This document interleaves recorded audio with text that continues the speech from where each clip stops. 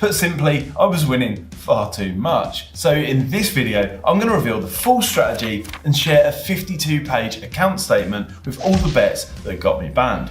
Hopefully, it will put the naysayers' concerns to bed.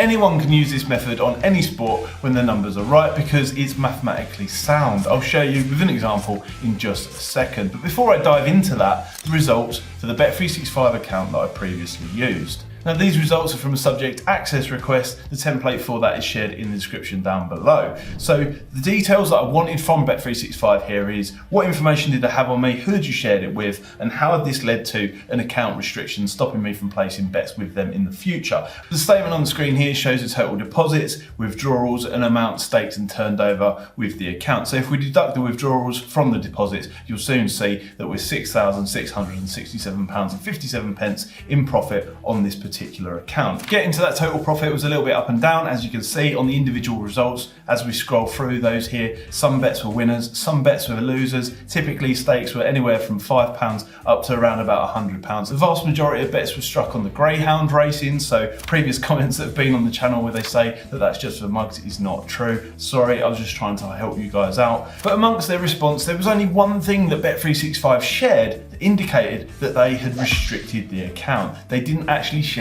any other information other than they had made a note on the account to say exchanges sharp. Now from memory, that was around about the time that the account started to experience stake restrictions. For those of you who don't understand what that is, that means that they placed a limit on the amount and size of bets that I could place with Bet365, which was gradually reduced further and further the more that I continued to place bets with this particular account. When asking Bet365 in the chat why this was, they would only tell me trader's decision, which is kind of like code for saying we don't want your business anymore. Now there are no hidden motives or sponsorships in this video for obvious reasons, so if you guys wouldn't mind helping me out by tapping the subscribe button and liking the video down below, it's all I ask. Now these bets were placed back in 2016 when there was far higher tolerance for companies like Bet365 to accept winning bets. Unfortunately, you may have seen on social media recently that it's far more common for people to be banned and restricted a lot sooner. So this is why people are now using multiple accounts in different people's names just so they can get a bet on with these companies that advertise the chance to win some money. The companies don't want to admit it with their traders' decisions, but I do know why they restricted me in this instance, and it's the strategy that I was using. So I'll now share that with you on the screen here, including an example that happened earlier on today. The way it works is extremely simple because we're not trying to predict the future here and pick the winning team, horse or greyhound. We're just looking for a mathematical situation where the price of something happening is larger than its true probability. If we then continually bet on that larger price than its true chance,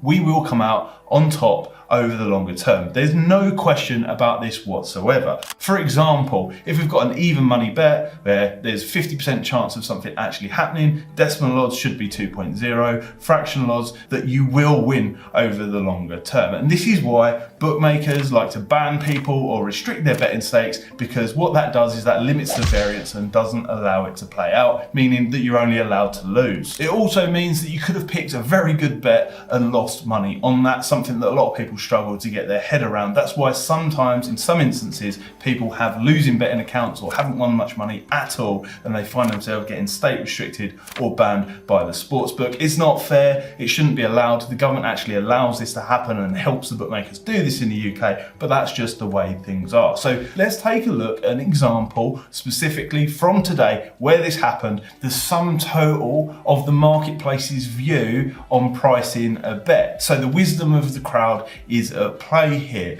Now, the prices move fast on the greyhounds, which is what makes it ideal for this type of situation. To show you a very clean example, you can do it on other sports, more on that in just a second if you like football, but the closer to the start that you're finding bets like this, the better. And the reason for that is the point where the betting market is where it's most well formed and the prices on show are likely to be as accurate as possible. The Betfair starting price is usually the most accurate gauge to the true price of a bet. Now, it doesn't mean that these situations are going to appear in every single greyhounds race or horse race or even football match, but they do appear regularly, particularly on the greyhounds. So we know the marketplace values this bet doing on my account to generate those profits by turning over bets consistently. However, it's not just the greyhounds that you can do this on. Check out this video here in the end screen where I show you how it's done on the football too.